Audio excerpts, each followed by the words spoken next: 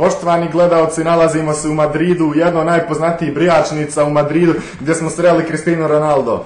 Nakon što smo joj prosuli par bosanskih fazona, pristala nam je odgovoriti par pitanja i to na našem maternjem bosanskom jeziku.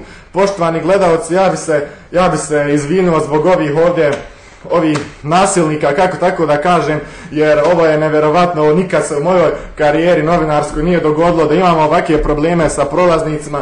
To je neviđeno, jer kada su vidjeli natpis VHT, to su počeli skakati. Evo, popeo se jedan na kameru, silazi sa kamere, popeo se na kameru, poštovani gledalci, to je nevjerovatno kakva diskriminacija protiv Bosanaca. I ne mogu da vjerujem šta se ovdje dešava, da počnemo sa intervjuom, dođi Kristina. Gospođo Cristiano Ronaldo, prije svega da vas pitam kako ste? Pa evo, kao što vidite, ja nisam nešto dobro, na nozi urasla dlaka, to me puno boli, teško se ostala na nogu, to sve crveno, slikaju me, svi me slikaju, zajebavaju me, to je sigurno zato jer sam prošli put obrijala noge bez gela, nasuho, Biću direktan, Kristina, da li se pribojavate susreta sa bosanskim zmajevima? Pa eto sad da kažem da mi je sve jedno i nije mi valjda sve jedno, znaš. Dok sam još igrao ja za United, Manchester United, Vidić mi je govorio da je to nevjerovatno, da njegovi roditelji tamo čak u Srbiji žale se na buku, koja dola iz Zenice, kao će tek me biti tam na stadionu, jebote. Sve dlake će im zdignuti od straha, na glavi samo. Poznate li neke igrače Bosne lično?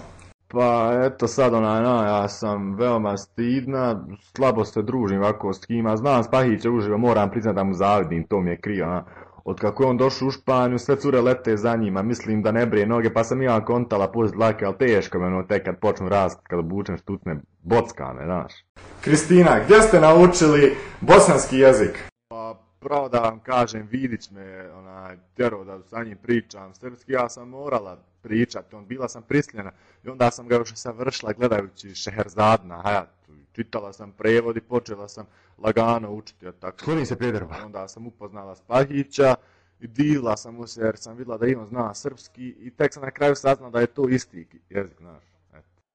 Cristiano Ronaldo, jedno škakljivo pitanje koje je bilo aktuelno prije 2 godine u Madridu, u Zenici, kada su Zmajevi igrali sa Portugalom, a vas tada nije bilo. Vrtilo je se po medijima da vam je Džeko rekao da je za vas Pele. Da li je to istina? To me je Spahić pitao kad smo pili gor kod Benzemeo vikend i ovo me prvi put da govorim u javnosti o tome. To nije rekao Džeko, nego je me nazvao Pele kad sam bio s Marcelom u Brazilu, ganju neku vizu i rekao mi je Kristina, onaj Džeko igra ko ja, strašan igrač, povrijedi se, ne dolazi u Zenicu. Cristiano Ronaldo, na kakav način ste se povrijedili? Sad i to morate znati, ali hajde reći vam. To je onda bilo kad smo imali slobodno jedno 3 dana, mislim. 4, aj nebitno. I je sazvao tada kad Silja sazvao radnu akciju i kad smo neke cigle nosili, a sve bacim ciglu na nogu i povredim se. Gospođo Kristina, bilo mi je zadovoljstvo razgovarati sa vama i vidimo se u Zenici.